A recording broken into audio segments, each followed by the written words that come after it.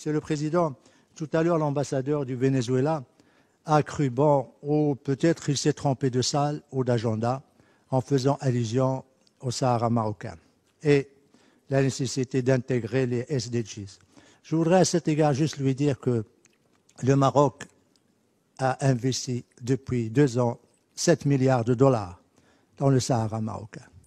Je voudrais également lui dire que le taux de développement, de progrès et d'investissement, aussi bien national qu'étranger, assure à cette région un développement durable constant avec l'inclusivité et la participation de toute la population. Ce qui n'est pas le cas pour le Venezuela, la dernière dictature de l'Amérique latine. Je voudrais aussi lui dire qu'au moins au Sahara marocain, les hommes et les femmes et les enfants mangent à leur faim. Ils ne traversent pas les frontières pour aller faire des achats, et les enfants ne cherchent pas dans les poubelles pour manger.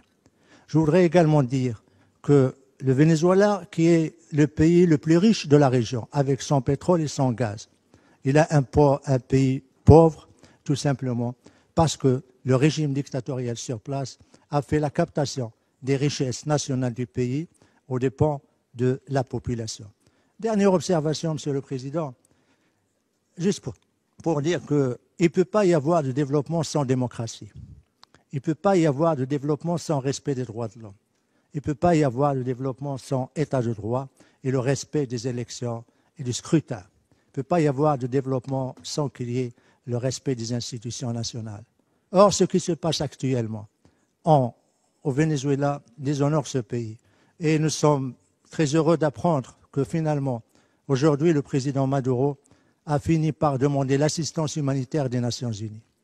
Le plus grand pays d'exportateur du pétrole et du gaz demande l'assistance des Nations Unies. Ça, c'est vraiment la surprise.